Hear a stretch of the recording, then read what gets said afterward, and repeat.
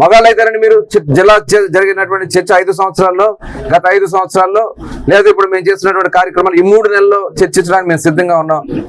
మీరు నిజంగా మగాళ్ళగా పుట్టుంటే మొలతారు కట్టిన మగాళ్ళు అవుతారండి? దాని మీద మాట్లాడదాం. చంద్రబాబు నాయుడు గారి గురించి ఏకవచనంతో మాట్లాడతాం, పవన్ కళ్యాణ్ గారి గురించి మాట్లాడతాం. మేము ఆపగలుగుతాం, మేము కంట్రోల్ చేయగలుగుతాం.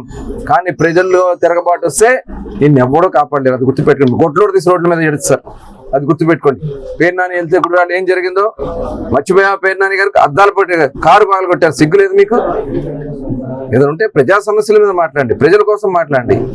మొన్న 10 రోజుల పాటు చంద్రబాబు నాయుడు గారు బస్సులోనే ఉండి వరదలు వస్తే, కృష్ణా జిల్లాకు వరదలు వస్తే, ఇవాళ అంత పెద్ద కార్యక్రమాలు చేసి ఇవాళ సాధారణ స్థితి తీసుకొచ్చి ఏ ఒక్కరన్నా మాకు అన్యాయం జరిగిందనే మాట రాకుండా ఇవాళ వరదల్లో కాపాడితే ఇవాళ ఆయన గురించి మీరు మాట్లాడతారా? ఈ జిల్లాని సర్వనాశనం చేసింది మీరు, ఈ జిల్లాని భ్రష్టు పట్టించింది మీరు. చేస్తాం, పుణ్యచే ప్రోగ్రాం మొదలు పెడతాం. మీరు చేసినట్టు అవినీతి బాగోతాలు అన్ని చిట్టా ఉంది మా దగ్గర. మొత్తం దాని మీద ఫుల్ ఎంక్వైరీలు జరుగుతున్నాయి. ఎవరు కూడా తప్పించుకోరు. మీరు 100 కోట్ల రూపాయలు ప్రజా సొమ్మును దోచుకున్నారు.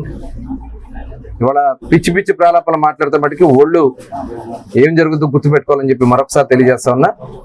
అలాగే గత ప్రభుత్వంలో వాళ్ళు ప్రభుత్వ స్థలాలు, అలాగే మడుగు పోరంబోకులు, ఏదైతే ఇవాళ నీటికి సంబంధించినటువంటి నిషేధిత ప్రాంతాల్లో ఇల్లు ఇప్పించి ప్రజలు మోసం చేశారు. వాళ్ళు ఎవడైతే బందర్లో 3 స్తంభాల సెంటర్లో ఉన్నటువంటి 26 ఎకరాల మడుగు పోరంబోకుని, అలాగే శ్మశానాన్ని మేము గతం కూడా చెప్పాం. అది పట్టాలు రావు ఎప్పటికీ, దాంట్లో ఇల్లు వేసుకున్న వాళ్ళు నష్టపోతారు. వేరే స్థలాలు ఇప్పించండి, ఆ స్థలాల్లో వాళ్ళకి ఇల్లు కట్టించండి, వాళ్ళకి న్యాయం చేయండి అని చెప్తే లేదని చెప్పి వెనుకున్నటువంటి స్థలాన్ని కబ్జా చేయడం కోసం, వైఎస్ఆర్ పార్టీ నాయకుల కోసం 100 కోట్ల రూపాయలు ఖరీదు చేసి భూమిని కొట్టేయడానికి పైకి కొంతమందితో ఇల్లు వేసుకోండి అని చెప్పి ఇవాళ వాళ్ళు ఎంతో కొంత ఖర్చు పెట్టారు. 1,50,000 వాళ్ళ స్తోమతను బట్టి వాళ్ళు ఖర్చు పెట్టుకుని రేకులు గుడారాల్లాగా వేసుకున్నారు. ఇవాళ చూస్తున్నాం హైదరాబాద్ హైడ్రాలో ఏం జరుగుతుంది, ఎందుకు ఈ వరదలు వచ్చి గ్రామాలు కొట్టుకుపోతా ఉన్నాయి. విజయవాడలో వరదలకు కారణం బుడమేర ఆక్రమణ కాదా? ఇలాంటి కార్యక్రమాలు జరుగుతున్నప్పుడు వాటర్ బాడీస్ని మనం కాపాడుకోవాలి.